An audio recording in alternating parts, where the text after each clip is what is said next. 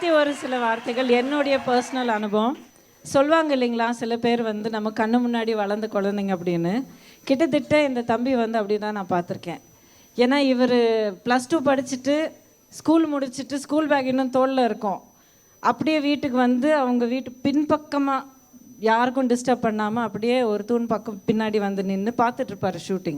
Shooting வந்து Vijayakanth sir தான் என்னதும் நடந்துகிட்ருக்கோம். அவருடைய அப்பாவே டைரக்ட் பண்ணிகிட்டு இருந்தார். ஸோ அவங்களுடைய வீட்டில் நிறைய ஷூட்டிங் பண்ணுவோம். So we would be shooting and he would finish school come and அப்படியே லிட்ரலி ஒளிஞ்சு நின்று அவ்வளோ ஆர்வமாக பார்த்துட்ருப்பார்.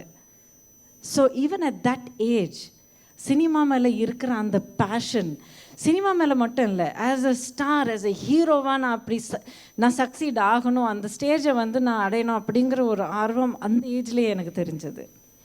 அண்ட் ஒவ்வொரு ஸ்டெப்பாக எப்படி ஃபைட் பண்ணிட்டு வந்தார், how he faced every challenge in his way. ஒவ்வொரு ஃபெயிலியர் எப்படி ஒரு சேலஞ்சாக எடுத்துக்கிட்டு அது வந்து நான் இம்ப்ரூவ் பண்ணிக்கணும், என்ன இந்த திறமை எனக்குள்ளே இந்த திறமை நான் உருவாக்கணும் அப்படின்னு சொல்லி how he is made himself into a complete entertainer.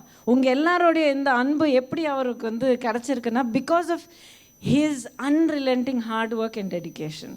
So அதே dedication and hard work and அந்த தன்னம்பிக்கை கண்டிப்பாக it will take him far and give him greater success even in politics.